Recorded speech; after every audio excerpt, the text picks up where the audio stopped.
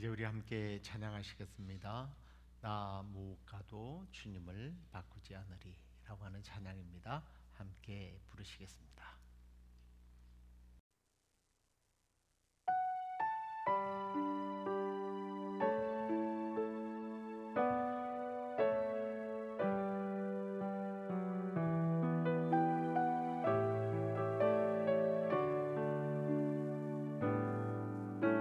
나 무엇과도 주님을 바꾸지 않으리. 다른 어떤 은혜 구하지 않으리. 오직 주님만이 내 삶의 도움이시니 주의 얼굴 보기 원합니다. 주님 사랑해요. 온 마음과 정성 다해 하나님의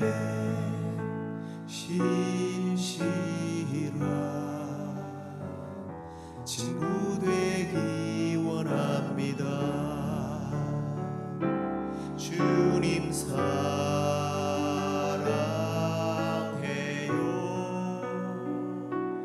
온 맘과 정성 다해 하나님의 신실한 친구 되기 원합니다.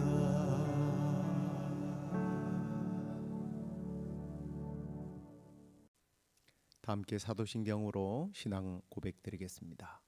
전능하사 천지를 만드신 하나님 아버지를 내가 믿사오며 그 외아들 우리 주 예수 그리스도를 믿사오니 이는 성령으로 잉태하사 동정녀 마리아에게 나시고 본디오 빌라도에게 고난을 받으사 십자가에 못 박혀 죽으시고 장사한 지 사흘 만에 죽은 자 가운데서 다시 살아나시며 하늘에 오르사 전능하신 하나님 우편에 앉아 계시다가 저리로서 산자와 죽은 자를 심판하러 오시리라. 성령을 믿사오며 거룩한 공회와 성도가 서로 교통하는 것과 죄를 사하여 주시는 것과 몸이 다시 사는 것과 영원히 사는 것을 믿사옵나이다. 아멘. 찬송을 하나 더 하도록 하겠습니다. 내 주 되신 주를 참 사랑하고 함께 찬송하시겠습니다.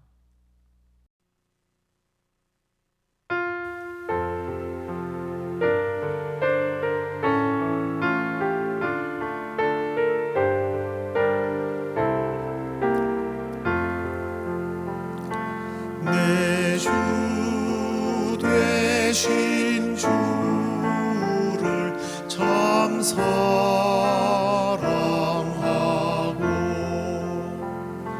곧 그에게 죄를 다고 합니다. 그는 해를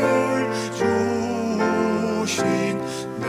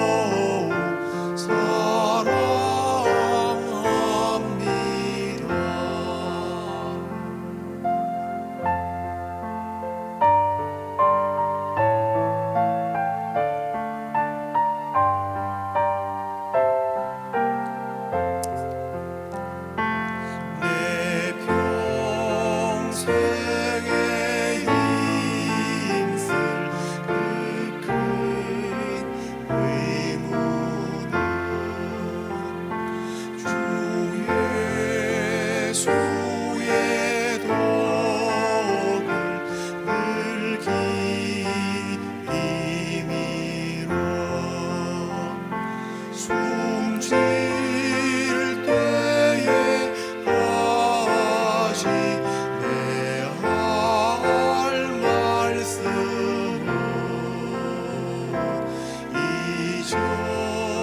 이전보다 더욱 사랑합니다.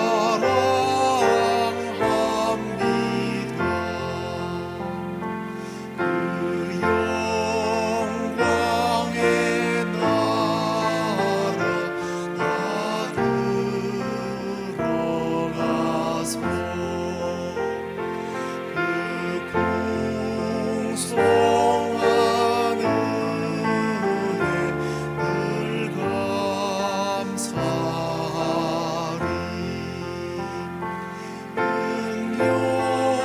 은연유관 쓰고 나 찬송할 말 이전보다 더욱 사랑합니다.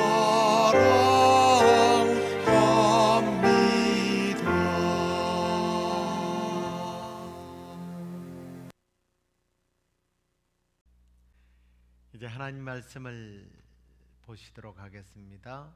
호세아 5장 9절에서 15절까지 말씀입니다. 벌하는 날에 에브라임이 황폐할 것이라. 내가 이스라엘 지파 중에서 반드시 있을 일을 보였노라. 유다 지도자들은 경계표를 옮기는 자 같으니 내가 나의 진노를 그들에게 물같이 부리라. 에브라임은 사람의 명령 뒤따르기를 좋아하므로 학대를 받고 재판에 압제를 받는도다. 그러므로 내가 에브라임에게는 좀 같으며 유다 족속에게는 썩이는 것 같도다. 에브라임이 자기의 병을 깨달으며 유다가 자기의 상처를 깨달았고, 에브라임은 아수르로 가서 야렙 왕에게 사람을 보내었으나 그가 능히 너희를 고치지 못하겠고 너희 상처를 낫게 하지 못하리라. 내가 에브라임에게는 사자 같고 유다 족속에게는 젊은 사자 같으니 바로 내가 움켜갈지라도 내가 탈취하여 갈지라도 건져낼 자가 없으리라. 그들이 그 죄를 뉘우치고 내 얼굴을 구하기까지 내가 내 곳으로 돌아가리라. 그들이 고난 받을 때에 나를 간절히 구하리라. 아멘. 자, 오늘은 경계표를 옮기지 말라라고 하는 제목입니다. 6월 1일 날 여러분에게 나누어 드린 오늘의 묵상 내용인데요. 더 깊은 묵상으로 이 말씀을 나누도록 하겠습니다. 성경의 역사를 살펴보면 하나님의 사랑과 은혜가 개인 혹은 가정 또 조금 더 발전하면 국가 공동체에 임했을 때에 그것에 대하여 감사를 하는데, 감사는 짧고요, 그것을 자기가 누리는 것은 영원하도록 누리고 싶은 그런 소망을 가지는 것 같아요. 우리가 이 땅에서 누리고 사는 건강과 부와 명예, 지혜, 또 달란트, 이런 것들은 사실은 하나님께서 우리에게 주시는 너무나 귀한 선물들이지 않습니까? 이걸 우리는 하나님의 은혜다라고 주로 그렇게 말들을 하는데요. 그런데 이러한 하나님의 어떤 사랑, 이런 은혜, 그 보호하심, 그 베푸시는 하나님의 그 베푸심에 대해서 이걸 하나님이 당연히 우리에게 베풀어야 하는 의무로 생각할 때가 많아요. 더 나아가 그 은혜는 내가 받아 누리는 것이 당연하다, 그것을 받아 누릴 자격이 있다고 생각하죠. 다시 말해서 권리라고 생각합니다. 이런 마음이 점점 커가면서 이제는 하나님으로부터 오는 은혜는 오직 나의 부와 나의 명예와 권력과 나의 쾌락을 유지하는 하나의 수단과 방법이 될 뿐입니다. 그런데요, 이런 마음들이 계속 지속이 되다 보면 어떤 생각을 가지게 되느냐 하면 내가 수단과 방법을 가리지 않고 그저 나에게 나의 부와 명예와 권력과 쾌락을 주는 것이 있다면 받아 누리도 괜찮다라고 생각하는 거죠. 이런 단계들을 지나면서 그래서 사람들은요, 나의 누릴 어떤 그런 나를 유지해 나가는 권력과 부와 명예와 건강과 이런 쾌락들이 어디서부터 올까? 나에게 그것들을 더 많이 줄 수 있는 것들이 뭘까? 를 생각하게 됩니다. 거기서 이제 우상이 만들어지는 거죠. 돈, 권력, 쾌락, 지식, 세상의 여러 가지 조건들이 모두가 나를 위한 우상들로, 아니 우상을 통해서 마음껏 받아 누리고자 하는 거죠. 그런데 우리 하나님은 그것을 원하지 않습니다.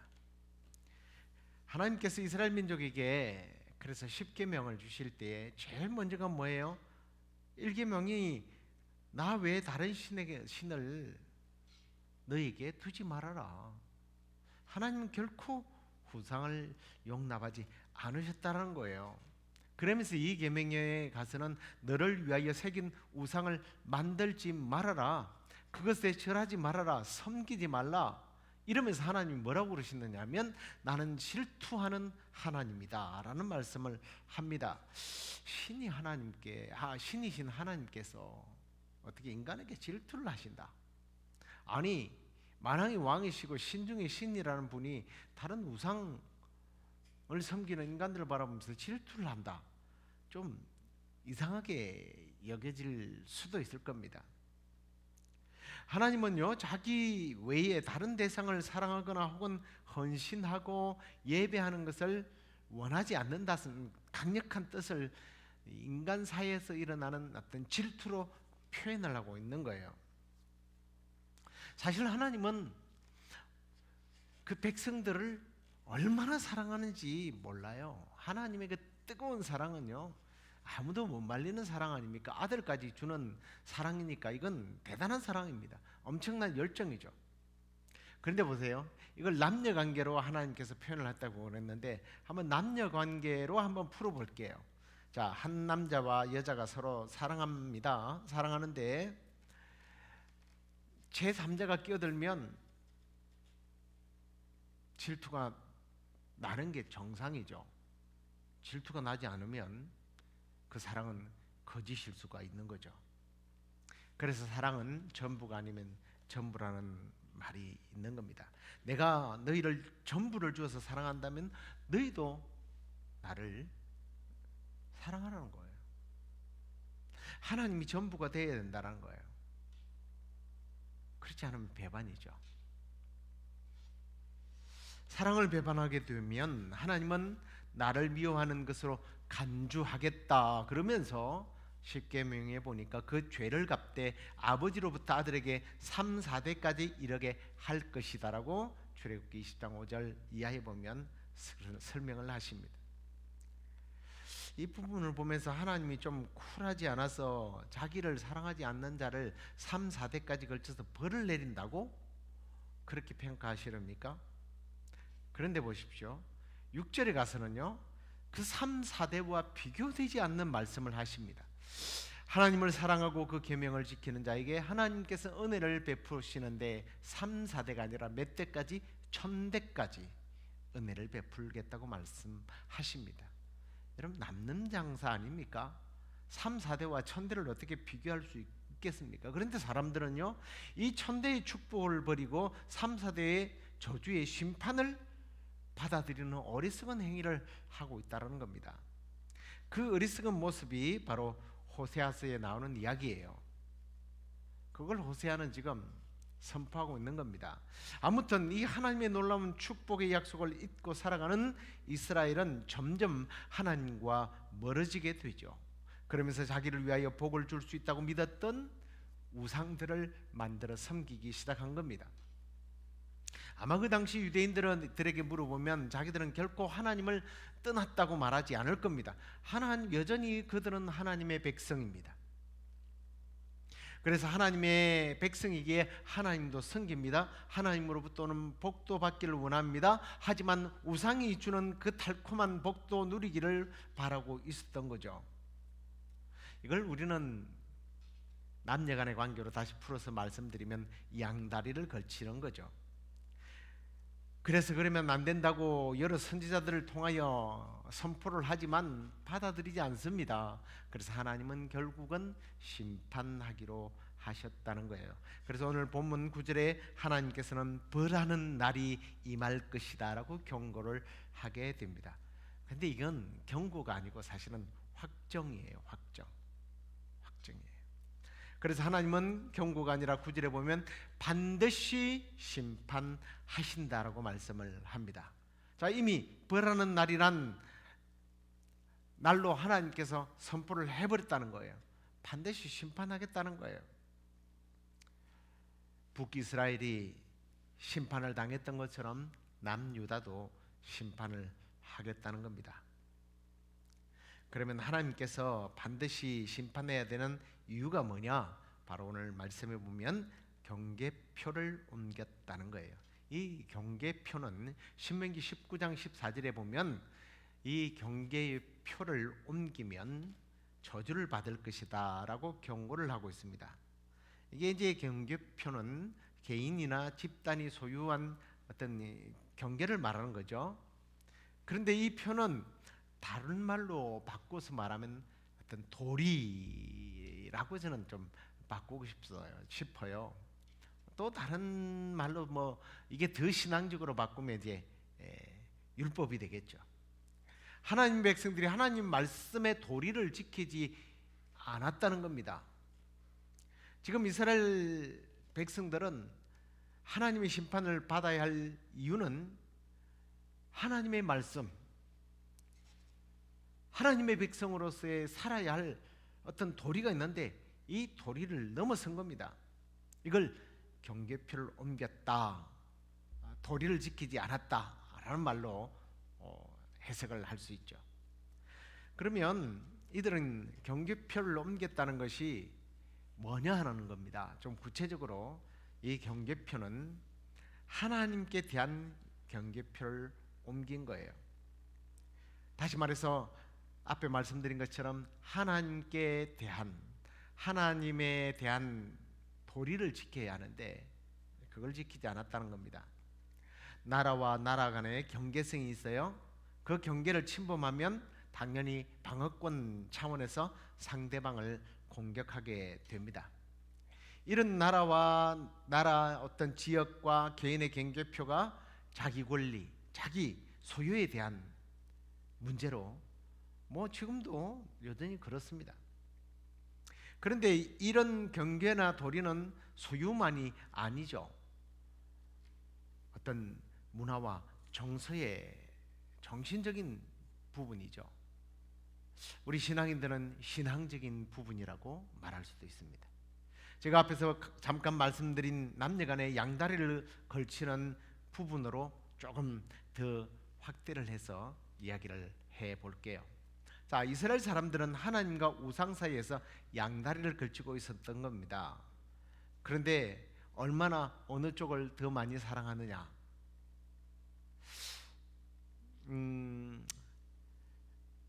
좀 이걸 제가 앞에서 말씀드렸습니다만 하나님도 사랑하고 하나님도 섬기고 하나님도 예배하는데 우상도 필요한 거죠. 근데 이게 경계표를 옮겼다는 거예요. 그런데 여러분, 한 남자가 두 여자를 사랑하고 있다 라고 한번 가정을 해보겠습니다. 그런데 이 남자가 아무리 봐도 A 양이요, B 양에 비해서 얼굴도 예뻐요, 몸매도 좋아요, 마음씨도 고와요, 그리고 집안도 빵빵하고 직장도 대단해요. 그래서 이 여인은 몇 프로를 사랑해요? 80%를 사랑해요. 근데 B 양은 A 양에 비해서 얼굴도 몸매도 마음도 뭐 집안도 다 딸려요. 근데 좋은 점이 하나 있어요. 자기가 하고 싶은 대로 이 남자가 뭘 하든 다 받아주는 거예요. 마음껏 다뤄도 되는 거예요. 그래서 이 여자는 몇 프로를 사랑하느냐? 20% 정도를 사랑하게 돼요. 어느 날 A 양에게 이렇게 말합니다. B 양 봤지? 그대가 B 양에 비해서 80%나 뛰어나. 그리고 저희는 20%밖에 안 돼. 내가 당신을 그 여인보다 60%나 더 많이 사랑하기 때문에 그대는 나의 사랑을 받아줘야 해. 내 마음을 알아줘야 해. 그러면 이 A 양이 어머 그러세요. 나를 그렇게 많이 사랑해 주다니 고맙네요. 그럴 여자가 있을까요? 그 사랑은 전부가 아니면 전부라는 얘기입니다. 바로 이거예요. 하나님이 무한한 능력을 가지고 있어요. 하나님 너무나 대단한 분이에요. 무한한 능력을 가지신 그분이 자기들을 치료하시고 보호하시고 도우시며 심지어는 영원한 삶까지 보장해 준단 말이에요. 그런데 우상은 당시 개념으로 지금 한번 풀어서 이야기해 드릴게요. 그 당시에 우상들이 제공해 주는 것들이 있었어요. 그게 뭐예요? 풍요예요, 풍요. 풍요와 쾌락입니다. 당시에 가장 흔한 우상이 바알과 아세라였습니다. 바알은 풍요의 신입니다. 해와 비와 바람을 통해서 열매를 맺게 한다고 그렇게 믿었던 거예요.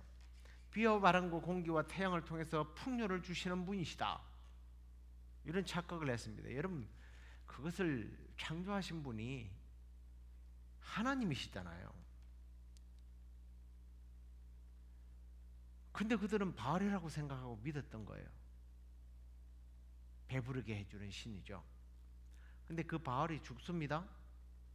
그랬더니 바알의 동생이 모세에게 바알이 죽자 이 전쟁의 신인 아세라가, 이름도 아세라잖아요.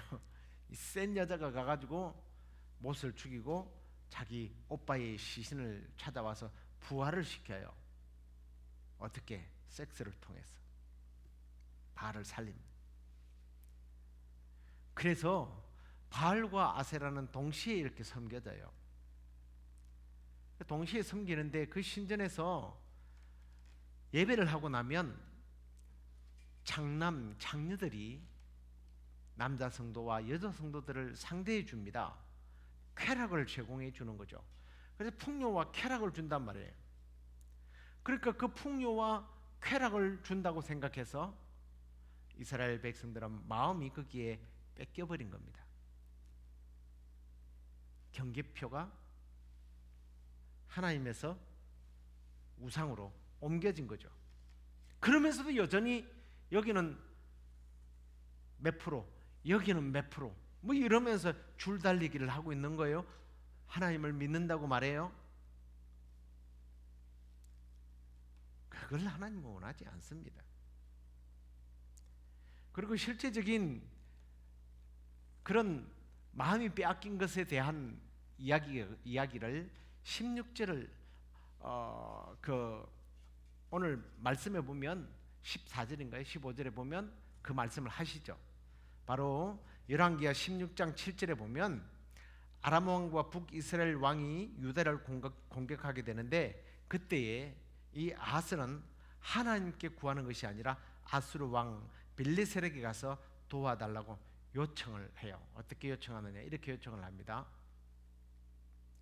이제 아람 왕과 이스라엘 왕이 나를 친히 청하건대 올라와 그 손에서 나를 구원하소서. 우리 식으로 말하면 이건 이 아수르 왕에게 기도하는 거죠. 이걸 하나님 보실 때는 경계표를 옮겼다고 말하는 거예요. 우상은 꼭 특별한 그런데 신만을 섬기는 것을 말하지 않습니다. 이런 권력 앞에, 돈 앞에, 쾌락과 세상의 지식과 과학 앞에 엎어지게 되면, 그것에 우리는 기도하게 되면 하나님 보시기에는 경계표를 옮긴 것이 되는 거죠. 그래서 예수님은 아버지나 어머니나 자기 자녀를 나보다 더 사랑한 자는 합당치 않다라는 말씀을 하셨습니다. 그리고 한 사람이 두 주인을 섬기지 못한다. 하나님과 재물을 동시에 섬길 수는 없다라는 말씀을 마태복음에서 하게 됩니다. 이 말을 재해석한 바울은 나중에 골로새서 3장 5절에 보니까 탐심이 우상이다 라는 말을 하는데, 이 말은 곧 하나님보다 더 사랑하는 것, 이것 모두가 우상이다 라고 말합니다. 자기 욕망을 채우기 위해 하나님을 버리는 행위죠. 또한 하나님을 의지하지 않고 자기를 의지하는 것도 역시 우상입니다. 자기가 우상이 되는 거죠. 하나님은 우상을 싫어합니다. 파괴하시는 분이에요. 그러니 하나님께서 이스라엘을 벌하시겠다는 거예요. 심판하시겠다는 거예요. 남유다를 심판하시겠다는 거예요. 여러분, 우리가 좀 힘들고 어려워도 우리의 마음을 늘 하나님께 둘 수 있기를 바랍니다. 할렐루야. 자, 그 다음에 또 한편으로 이 경계표를 옮긴다고 하는 것은 하나님 편만 아니라 권력자들이 불법과 폭력을 사용해서 백성들을 압제하고 탈취하는 도덕적 타락을 말합니다. 제가 지난번에 말씀을 드렸죠.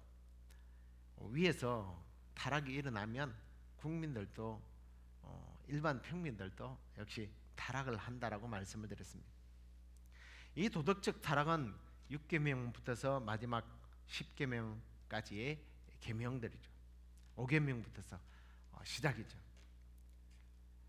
사람들과의 관계에서 일어나는 도덕적 타락입니다. 앞에 나눈 말씀이 다 이런 사람들에게 나타나는 거죠. 원래 가짜 신은 그 윤리성이 없습니다. 그러나 우리 기독교는 윤리의 종교예요. 나를 사랑하는 만큼 타인도 사랑해야 되는 거예요. 예수님 내 이웃을 내 몸처럼 사랑해라. 그런데 오늘날 복음을 강조하다 보니까 자꾸만 윤리와 도덕이 무시되는 경향이 있습니다. 하나님은 윤리와 도덕을 너무나 중요시하고 있다는 사실을 잊으면 안 돼요. 우리는 하나님께 대한 신앙, 사람들에게 대한 비윤리적 태도로 살아가는 행위들은 잠깐 이익이 될지도 모르겠어요. 아니, 제가 말을 이상하게 했나요?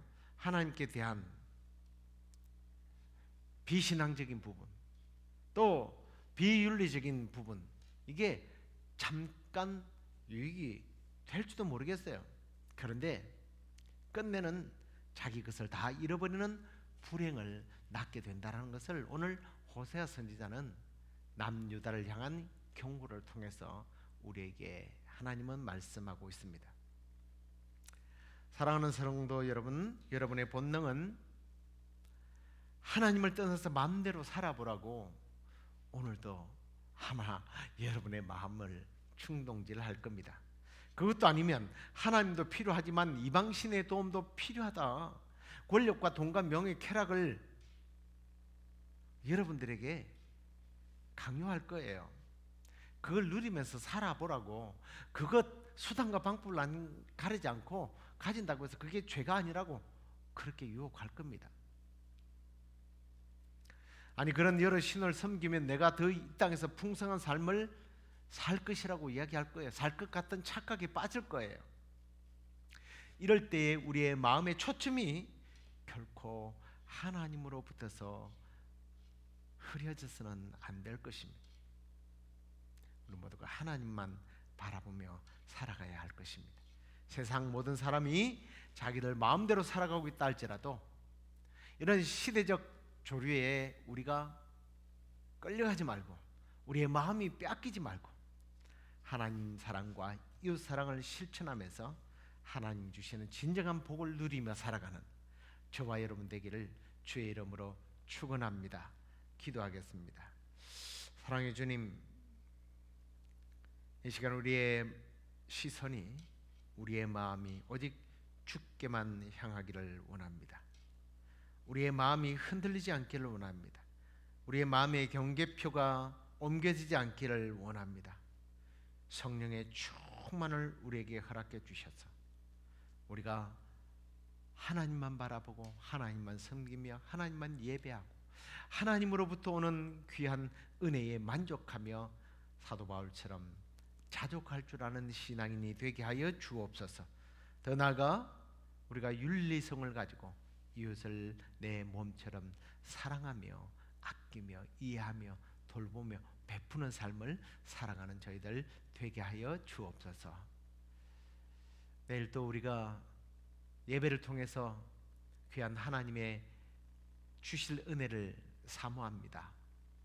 주께서 찾아오셔서 풍성한 은혜를 허락해 주시고 또 우리가 하나님께 드리지는 예배를 통하여 하나님 온전히 기뻐 받으시는 거룩한 제사가 되게 하여 주옵소서. 그렇게 해 주실 줄로 믿사옵고 예수님 이름으로 기도드리옵나이다. 아멘. 하늘에 계신 우리 아버지여, 이름이 거룩히 여김을 받으시오며 나라의 임하옵시며 뜻이 하늘에서 이루어진 것 같이 땅에서도 이루어지이다. 오늘날 우리에게 일용할 양식을 주옵시고 우리가 우리에게 죄의 전자를 사하여 준 것 같이 우리의 죄를 사하여 주옵시고 우리를 시험에 들게 하지 마옵시고 다만 악에서 구하옵소서. 대개 나라와 권세와 영광이 아버지께 영원히 있사옵나이다. 아멘.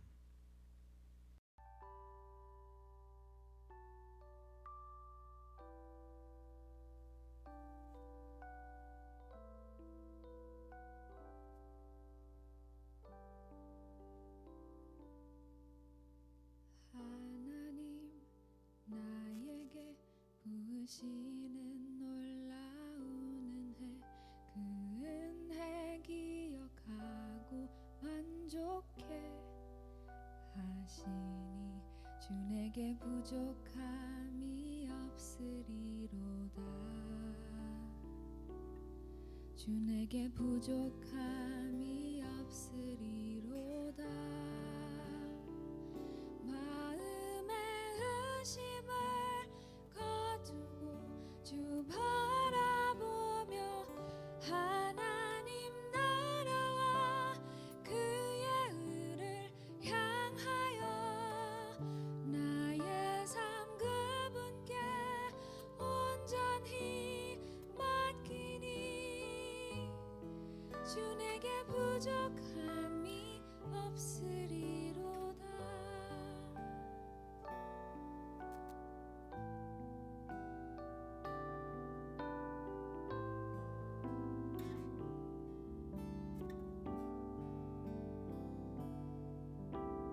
하나님 나의 삶 항상 인도하시니 그 인도 따라가며 감사케 하시니 주 내게 부족함이 없으리로다.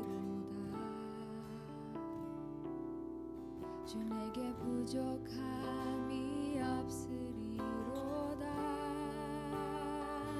마음의 의심을 거두고 주 바라보며 하나님 나라와 그의 의를 향하여 나의 삶 그분께 온전히 맡기니 주 내게 부족함이